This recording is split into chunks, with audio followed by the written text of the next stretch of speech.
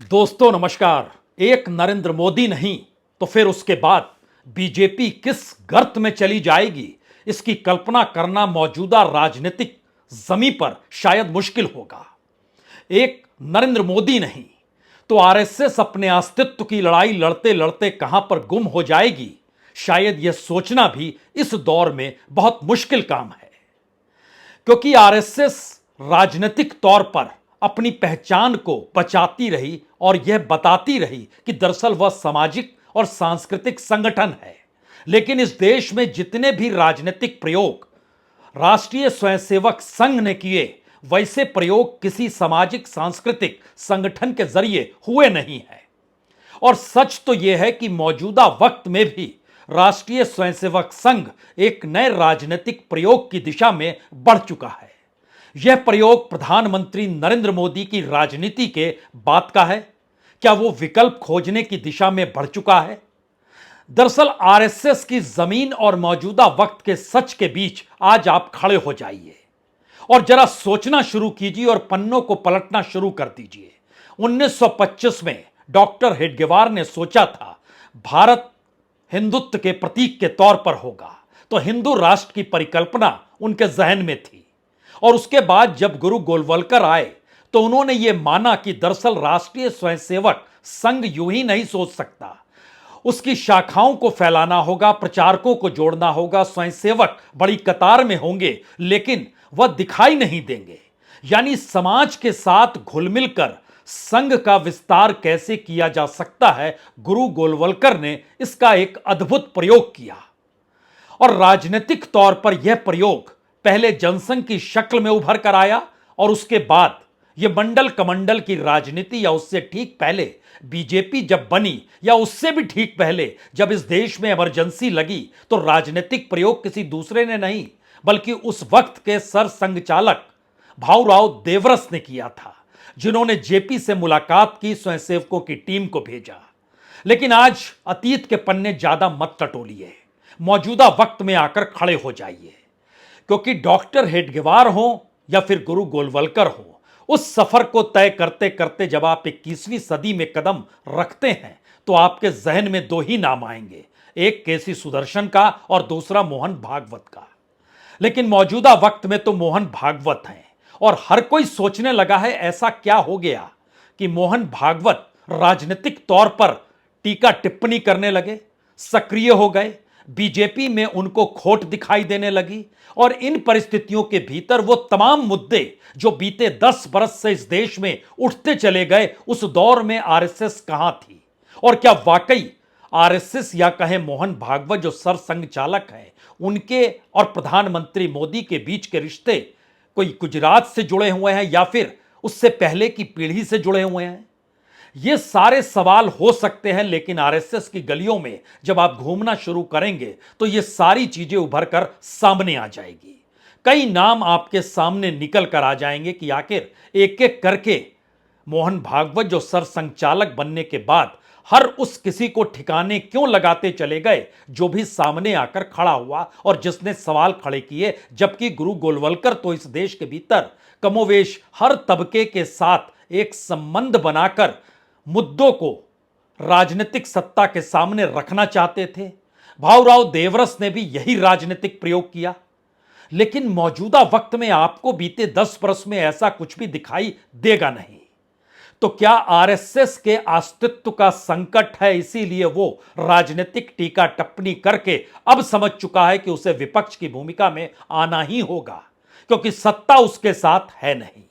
राजनीतिक सत्ता ने इस दौर में तमाम सुविधाएं जो भी स्वयंसेवकों को दी, जो उनके करीब रहे या जिनकी जरूरत सत्ता को रही, वहां से निकलकर जो भी संगठन के मार्फत बीजेपी में पहुंचा, उसने प्रधानमंत्री नरेंद्र मोदी की सत्ता के इर्द गिर्द ही कुछ ऐसा ताना बाना बुना कि उसके अनुकूल परिस्थितियां हो गई और वह भी आरएसएस से कट गया। आरएसएस एक झटके में इस देश में सत्ता की करप्ट नीतियों के साथ घुल मिलने का एक रास्ता बन गया। और यह एक ऐसा रास्ता था जिसमें आप इस देश के विश्वविद्यालयों में अगर वीसी का अपॉइंटमेंट है, अगर प्रोफेसर का अपॉइंटमेंट है, अगर लेक्चरर का अपॉइंटमेंट है, अगर एचआरडी मिनिस्ट्री में बड़ी तादाद में भर्तियां होनी हैं, अगर इस देश के भीतर में अलग अलग सेक्टर में कहीं पर भी किसी प्रोफेशनल की जरूरत है तो उसकी सामाजिक और सांस्कृतिक सोच राजनीतिक तौर पर आरएसएस के साथ जुड़ी होनी चाहिए। और यह परिस्थिति बीते 10 वर्ष में इस तरीके से विकसित होती चली गई कि आरएसएस का मतलब सत्ता के सबसे करीब होना, आरएसएस का मतलब सत्ता द्वारा सुविधा मिल जाना, आरएसएस का मतलब इस दौर में सरकार की हर नीतियों पर ताली बजाते रहना। और यही परिस्थिति उभरते उभरते एक ऐसी स्थिति में आकर आरएसएस और बीजेपी दोनों को खड़ा कर गई जहां पर दोनों का अस्तित्व मौजूदा वक्त में देश के प्रधानमंत्री नरेंद्र मोदी से जुड़ा है। और अब जब ऐसा नजर आने लगा कि यह सत्ता ज्यादा दिन तक टिक नहीं सकती है, क्योंकि अयोध्या के भीतर की हमारी टीम काम कर रही थी, उसने बताया कि दरअसल अयोध्या के भीतर 1,04,671 वोट बीजेपी को मिले, लेकिन दूसरी तरफ समाजवादी पार्टी के जो उम्मीदवार थे वो दलित थे और उनको 1,04,000 वोट मिले। यानी अयोध्या जैसी जगह पर, हम अयोध्या कॉन्स्टिट्यूएंसी का जिक्र नहीं कर रहे हैं जो फैजाबाद के तहत आता है, यही स्थिति बनारस के भीतर हुई जहां पे खुद प्रधानमंत्री मोदी चुनाव लड़ रहे थे। और यही स्थिति नागपुर शहर में नितिन गडकरी चुनाव जीत जरूर गए, लेकिन जिस इलाके में आरएसएस का प्रभाव है वो महाल का इलाका, गांधी बाग का इलाका, वहां पर वोट नितिन गडकरी के हिस्से में कम गए। यानी जो भी राजनीतिक प्रयोग एक लंबे वक्त के साथ अपनी जमीन को मजबूत करने के लिए आरएसएस ने किया, वो एक झटके में ढहढहाता हुआ इस चुनाव में नजर आने लगा। और ऐसा भी नहीं था कि उस चुनाव में सिर्फ आरएसएस की जमीन कमजोर लगी, उस दौर में आरएसएस की जमीन के साथ बीजेपी भी लुप्त होती दिखाई दी। और यह किसी को समझ नहीं आया कि एक व्यक्ति के इर्द गिर्द ताना बाना बुनते बुनते 10 बरस में क्या कुछ पार्टी ने गवा दिया, क्या कुछ संगठन ने गवा दिया। और अब ऐसी स्थिति आ गई जहां पर यह बहुत साफ दिखाई देने लगा है कि राजनीतिक तौर पर अब बीजेपी अपने बूते सत्ता में नहीं है। जिन गठबंधन का साथ है, राजनीतिक तौर पर उनकी जरूरत या उनकी सत्ता को लेकर जरूरत एक नई दिशा में कब चली जाएगी कोई नहीं जानता है। और शायद इसीलिए पहली बार खुलकर अब कांग्रेस कहने लगी है। और कांग्रेस का मतलब यहां अगर राहुल गांधी से आप लगाना चाहते हैं तो एक बात जान लीजिए, राहुल गांधी ने राजनीतिक लकीरों का फिक्र कभी नहीं किया। उन्होंने जो जो लकीर खींची और उस रास्ते उन्होंने देखा परखा ही नहीं कि महाराष्ट्र के भीतर सावरकर का जिक्र होना चाहिए या नहीं होना चाहिए, मध्य प्रदेश के भीतर जिक्र आरएसएस का और हेडगेवार का होना चाहिए या नहीं होना चाहिए। उन्होंने सीधे तौर पर बीजेपी या नरेंद्र मोदी को उस आरएसएस के कटघरे के भीतर लाकर खड़ा कर दिया जहां पर बार बार उनके जरिए निशाने पर राष्ट्रीय स्वयंसेवक संघ आई। और खुद प्रधानमंत्री मोदी आरएसएस के प्रचारक रह चुके हैं। इस दौर में जो मंत्रियों की तादाद है उसमें से 9 मंत्री ऐसे हैं जिन्होंने बचपन से आरएसएस को देखा है। इस दौर में जो 240 सांसद जीत कर आए हैं उसमें से तकरीबन 65 सांसद ऐसे हैं जो आरएसएस से जिनका जुड़ाव रहा है, बाकियों का नहीं रहा है। यानी एक झटके में बीजेपी का ट्रांसफॉर्मेशन या बीजेपी के भीतर का बदलाव जो आरएसएस से बिल्कुल हटकर है, उस दिशा में नरेंद्र मोदी की राजनीति ने इस देश के भीतर में बीजेपी को खड़ा कर दिया और कह दिया कि सत्ता से बड़ी विचारधारा कुछ भी नहीं है। और दूसरी तरफ उसी आरएसएस को निशाने पर लेते हुए राहुल गांधी लगातार, चाहे वो भारत जोड़ो यात्रा हो चाहे न्याय यात्रा हो, जब जब नफरत का जिक्र हुआ तब तब आरएसएस का जिक्र हुआ। और यह माना जाने लगा कि इस देश के भीतर अगर कांग्रेस सत्ता में आएगी कभी भी तो उसके निशाने पर इस देश में अगर कॉरपोरेट होगा तो दूसरी तरफ आरएसएस होगी। और शायद यही वजह है इस दौर में आरएसएस के भीतर डर है, क्योंकि सत्ता में बैठे हुए प्रचारक हों या बीजेपी जो उनकी भीतर से निकली हुई पार्टी हो और दूसरी तरफ कांग्रेस हो या इंडिया की सोच हो, आरएसएस इन सब के बीच अपने अस्तित्व को टटोल रही है। उसने क्या क्या कुछ प्रयोग किया ये हम बताएं उससे पहले हमें लगता है अब कांग्रेस के उस तेवर को देखना समझना होगा जहां वो कहने से अब चूकती नहीं है। ये कौन सी आरएसएस है जिसके कोई सरोकार इस देश के लोगों से नहीं रहे, मुद्दों से नहीं रहे। यहां जब जरूरत उनकी थी, जो अपने आप में वो कहते थे, वो कहां थे बीते 10 बरस में? ये सवाल पहली बार खुलकर कांग्रेस के नेता उठा रहे हैं। कौन गंभीरता से लेता है आरएसएस को? मोदी जी खुद तो लेते नहीं, तो हम क्यों लें? जब बोलने का समय था तब बोला होता तो सब गंभीरता से लेते। तब आप चुप रहे, सत्ता के मजे आप भी लूट रहे थे। हर जिले में, हर राज्य में आरएसएस के कार्यालय बन रहे थे, तब तो आप चुप रहे। अब जब लग रहा है कि चिड़िया चुग गई खेत, तो बोलने आ गए। कौन सुन रहा है? पहले मोदी जी सुन ले उनको, फिर हम सुन लेंगे। जाहिर है कांग्रेस के तेवर कड़े हैं, क्योंकि उनके अपने नेता राहुल गांधी के निशाने पर राष्ट्रीय स्वयंसेवक संघ है। और जिस मोहब्बत की दुकान का जिक्र लगातार यात्रा में करते रहे, उसमें नफरत का जिक्र संघ से ही निकल कर आया। और बार बार, और याद कीजिए, जब यात्रा केरल से शुरू हुई थी, तिरुवनंतपुरम से शुरू हुई थी, उसके बाद जो पहला पोस्टर कांग्रेस ने जारी किया था वह सीधे तौर पर आरएसएस की हाफ पैंट का जिक्र था, उसमें लगी हुई माचिस तीली थी। उस पोस्टर को याद करके मौजूदा वक्त में जब आप कांग्रेस की समूची विचारधारा को परखेंगे तो एक बात साफ होगी, इस बार आरएसएस को लेकर कहीं तीखे तेवर राहुल गांधी के उससे कहीं ज्यादा हैं जिस वक्त मनमोहन सिंह की सरकार के दौर में उस वक्त के गृह मंत्री सुशील कुमार शिंदे ने कहा था कि इन पर बैन होना चाहिए और इन पर रोक लगनी चाहिए। अब कहीं उससे ज्यादा एग्रेसिव मोड कांग्रेस का है। और यह बात बीजेपी या कहें खुद प्रधानमंत्री मोदी या राजनीतिक तौर पर जो प्रयोग आरएसएस को लेकर बीजेपी के सत्ताधारियों ने किए, वह इसी बात को लेकर उन्हें डराते रहे कि हम सत्ता में हैं तो आप बचे हुए हैं, हम सत्ता में हैं तो आपका विस्तार हो रहा है, हम सत्ता में हैं तो आपकी शाखाएं बढ़ रही हैं, हम सत्ता में हैं तो आपको सुविधाएं मिल रही है। लेकिन यह कहीं नहीं कहा गया कि हम सत्ता में हैं तो धीरे धीरे आपका अस्तित्व खत्म कर रहे हैं। और यह अस्तित्व का संकट इसलिए बड़ा है क्योंकि जो 40 ऑर्गेनाइजेशन आरएसएस के भीतर काम करते हैं, सभी आज की दृष्टि में कहीं कोई जुड़ाव उनका इस समाज के भीतर नहीं है। चाहे वो आदिवासियों का जिक्र कर लीजिए, किसानों का जिक्र कर लीजिए, मजदूरों का जिक्र कर लीजिए, इस देश के तमाम इंडस्ट्रीज का जिक्र कर लीजिए, अलग अलग संस्थाओं में विश्व हिंदू परिषद तक का जिक्र कर लीजिए। तमाम चीजों को राजनीतिक तौर पर मोदी सत्ता ने हड़प लिया और संघ धीरे धीरे गायब हो गया। और इस गायब होने की परिस्थिति में सिर्फ एक ही वायदा सत्ता करती रही कि हम सत्ता में ही रहेंगे और आपको कोई छुएगा नहीं। लेकिन पहली बार अब स्वयंसेवक इस बात की जानकारी संघ के भीतर लगातार देने में जुट गए हैं कि दरअसल ये सत्ता तो आज नहीं कल चली जाएगी, जनता इनके साथ खड़ी नहीं है, कोई इनको वोट देने को तैयार नहीं है। और ये किसी तरह 240-42 तक पहुंच भी जाएं, लेकिन अगली बार 100 के नीचे होंगे। ये मैसेज अगर आरएसएस के भीतर है तो फिर आरएसएस इस बात की दिशा में अब सोचने लगी है कि उसे एक विकल्प चाहिए, और वो विकल्प प्रधानमंत्री मोदी का ठीक उसी तरीके से होना होगा जैसे एक वक्त बुजुर्गियत के नाम पर अटल बिहारी वाजपेयी और लाल कृष्ण आडवाणी के विकल्प का जिक्र उस वक्त के सरसंघचालक केसी सुदर्शन ने किया था। यानी एक नई परिस्थिति, लेकिन इस नई परिस्थिति में संकट संघ के ऊपर।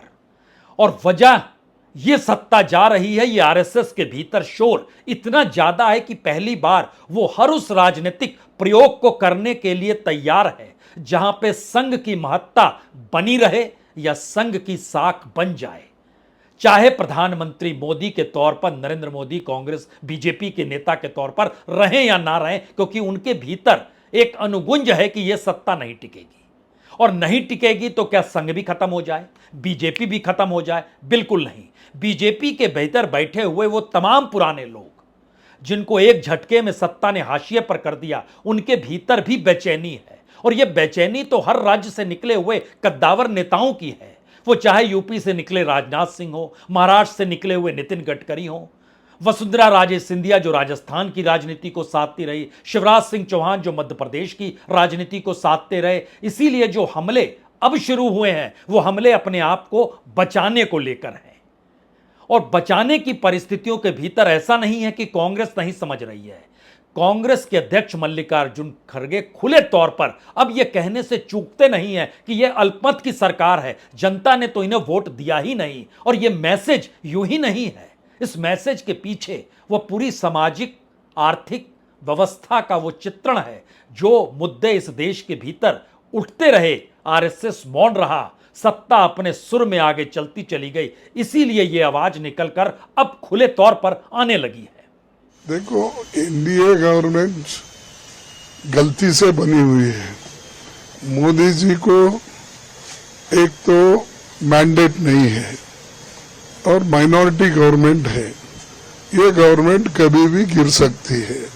यानी एक तरफ कांग्रेस के तेवर संघ को लेकर कड़े हमेशा से रहे, अब उनके प्रचारक जो प्रधानमंत्री बने हैं उनको लेकर सीधे निशाने पर लेने से राजनीतिक तौर पर कांग्रेस चूक नहीं रही है।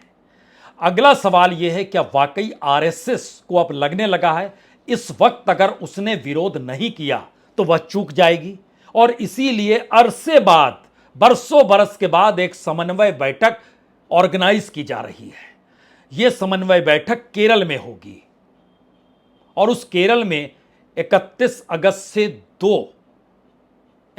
जुलाई से 2 अगस्त तक इस बैठक में इस बात को सामने रखा जाएगा कि प्रांत दर प्रांत और प्रचारकों की तादाद और स्वयंसेवकों को जोड़ने का सिलसिला और शाखाओं की व्यापकता, इन सब को कैसे नए सिरे से खड़ा किया जाए और बीजेपी का जो नया अध्यक्ष होगा उसकी भूमिका क्या होनी चाहिए, और उसकी नियुक्ति सिर्फ पार्लियामेंट्री कमेटी नहीं करेगी बल्कि संघ जो इशारा करेगा उसी हिसाब से अध्यक्ष बनेगा। समन्वय बैठक इसीलिए 31 जुलाई से 2 अगस्त के बीच पड़क्कड़ में, जो कि केरल में है, वहां पर बुलाई गई है। आज मुलाकात योगी आदित्यनाथ से गोरखपुर में सरसंघचालक की हुई। सवाल है, यह खबर तो है, लेकिन इसके साथ की खबर यह है कि पहली बार यह सबको समझ में आया कि अयोध्या के इर्द गिर्द की 9 में से 6 सीटें बीजेपी ने गंवा दी, बनारस के इर्द गिर्द की 15 में से 9 सीटें गंवा दी। यानी इतने मुश्किल हालात में जिस जमीन को स्वयंसेवकों ने खड़ा किया उसमें पहली बार प्रांत प्रचारकों तक को लेके बदलने की स्थिति इसलिए आ गई क्योंकि ओबीसी का जोर शोर से प्रधानमंत्री मोदी की राजनीति में हंगामा खड़ा था।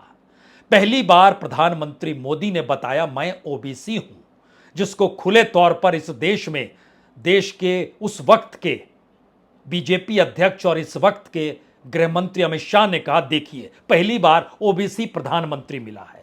तो एक झटके में भारत में ओबीसी की समूची राजनीति को हड़पने का जो सिलसिला शुरू हुआ उसके दायरे में आरएसएस को भी लाकर खड़ा कर दिया गया। यानी सवाल यह नहीं है कि इस देश के भीतर जब देश भर का किसान 3 कानूनों का विरोध कर रहा था तब किसान संघ कहां था। सवाल यह नहीं है कि इस देश में मजदूरों को लेकर जो अलग अलग तरीके से हर वक्त सवाल, और खास तौर से डीमोनेटाइजेशन यानी नोटबंदी के बाद जो अनऑर्गेनाइज्ड असंगठित क्षेत्र पूरे तरीके से तबाह हो गया, उस वक्त राष्ट्रीय स्वयंसेवक संघ या भारतीय मजदूर संघ कहां था। सवाल यह भी नहीं है कि वनवासी कल्याण आश्रम की भूमिका इस दौर में क्यों गायब हो गई। सवाल यह भी नहीं है कि किस तरीके से हिंदुत्व के आश्रय हिंदूवादी पार्टी बीजेपी रहे और मंदिरों की राजनीति विश्व हिंदू परिषद अपने तौर पर करे, जो उसने कमंडल की राजनीति के आश्रय इस देश में शुरू किया था, वह भी एक झटके में छीन लिया गया। और इतना ही नहीं, कोई तालमेल चुनाव लड़ने को लेकर, चाहे वो उम्मीदवारों के चयन को लेकर हो, चाहे मुद्दों को उठाने को लेकर हो, चाहे प्रधानमंत्री की अपनी भूमिका मंदिर के पुजारी के तौर पर ही नजर आने लगे, इन तमाम मुद्दों पर आंखें मूंद ली गई थी दोनों तरफ से, क्योंकि आरएसएस को लगते रहा ये सत्ता में रहेंगे, और अब आरएसएस को लगने लगा है ये सत्ता में नहीं रहेंगे। तो रहेंगे और नहीं रहेंगे के बीच में पहली बार खोज इसलिए शुरू हो गई है कि दरअसल हमें एक ऐसा व्यक्ति चाहिए जो सबको साथ लेकर चल सके, क्योंकि एक व्यक्ति के आश्रय तो जब जनसंघ बन रहा था तब श्यामा प्रसाद मुखर्जी को भी इजाजत गुरु गोलवलकर ने नहीं दी थी कि कभी भी कोई संगठन या पार्टी एक व्यक्ति के आश्रय नहीं चलेगी।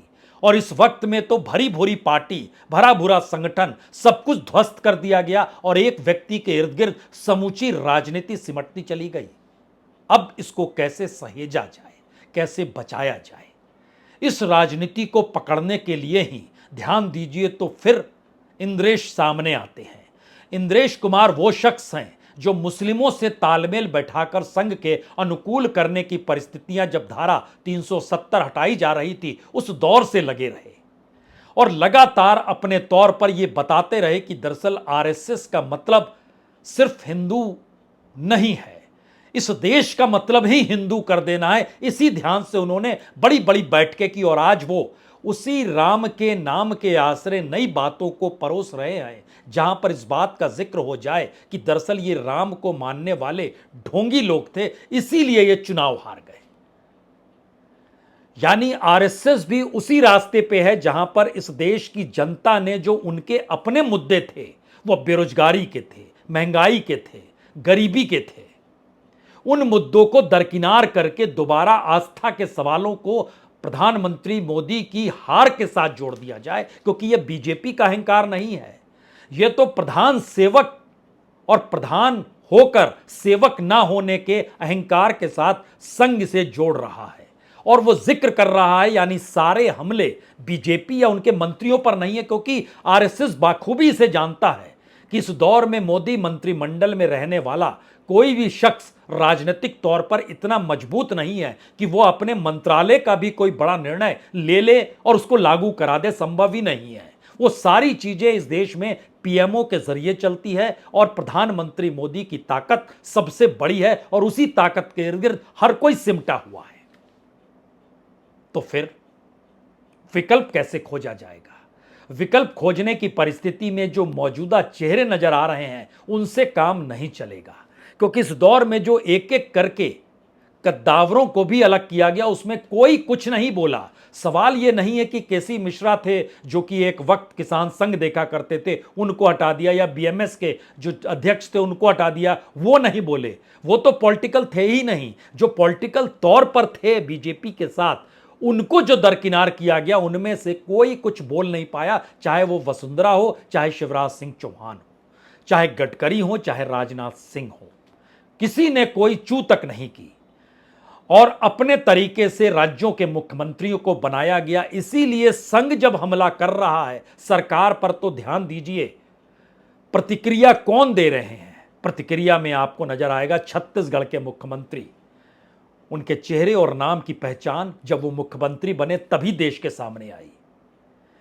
वो फिर मध्य प्रदेश के मुख्यमंत्री हो या राजस्थान के मुख्यमंत्री हो या इस दौर में दिल्ली की सत्ता ने जिसे जिसे अपने उंगलियों पर नचाया है, वो तमाम लोग इस दौर में प्रतिक्रिया दे रहे हैं। लेकिन कोई बड़ा नेता आपको आरएसएस को लेकर प्रतिक्रिया देते हुए दिखाई नहीं देगा, क्योंकि सभी जानते हैं कि स्थिति एक झटके में नाजुक नहीं हुई है, वो धीरे धीरे बीते 10 बरस में इतनी नाजुक हो गई कि सारी चीजें गायब होती चली गई। जिस पहचान के आश्रय संघ टिका था, जिस राजनीति और अलग राजनीति के आश्रय बीजेपी टिकी थी, जिस जरिए प्रचारक संगठन में उस जब आता था तो कैसे संभालता था, ये गोविंदाचार्य जिस दौर में अटल बिहारी वाजपेयी के दौर में आए थे तो किस तरह स्वदेशी का राग अपनाना पड़ा था।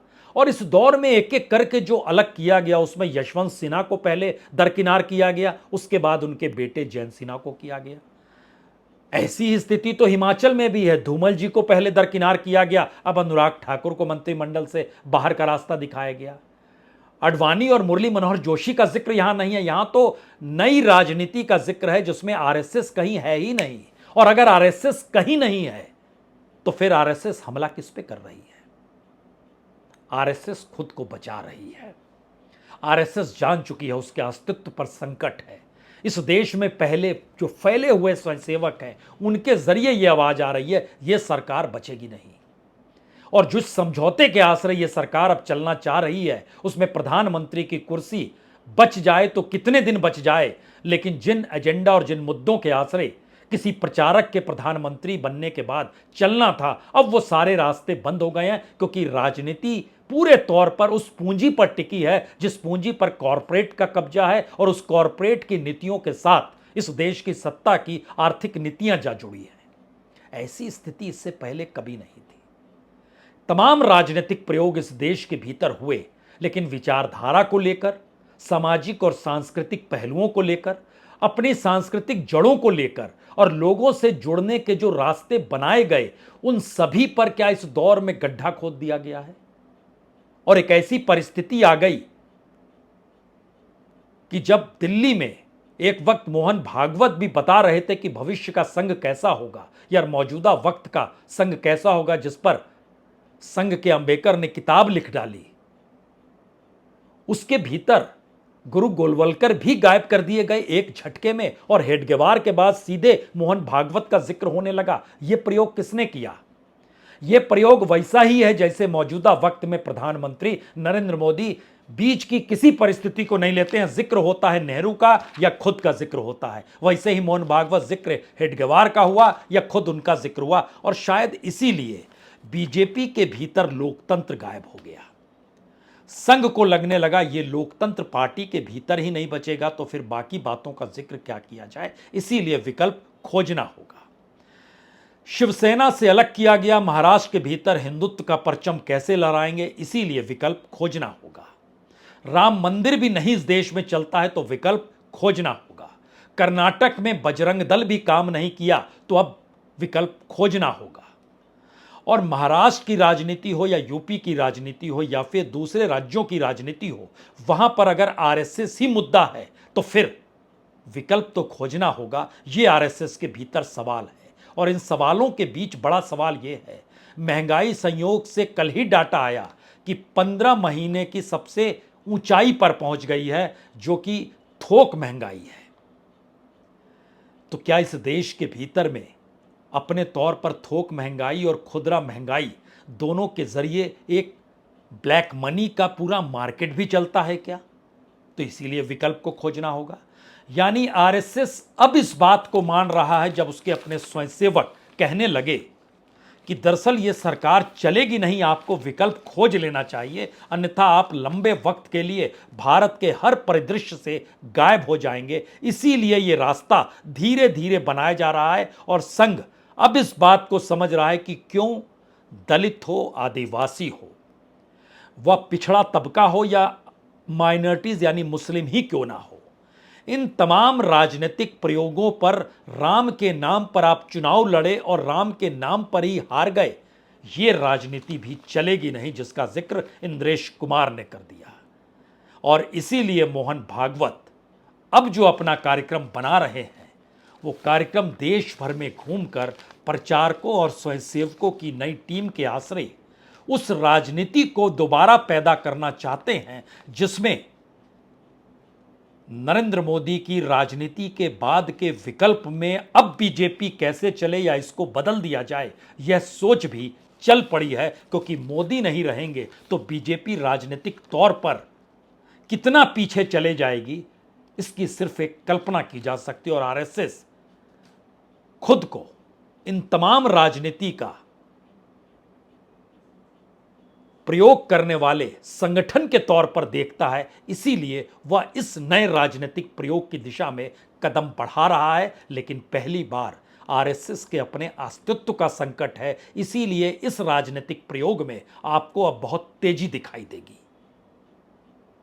तेजी का मतलब है हमले और होंगे, कुर्सी और जल्दी खिसकती हुई नजर आएगी। विकल्प की दिशा में बढ़ते हुए कदम बीजेपी के भीतर के शोर को बढ़ा करेंगे। यह शोर यूपी से निकलेगा, यह शोर महाराष्ट्र से निकलेगा, यह शोर हरियाणा से निकलेगा, यह शोर हो सकता है आपको झारखंड से भी सुनाई दे।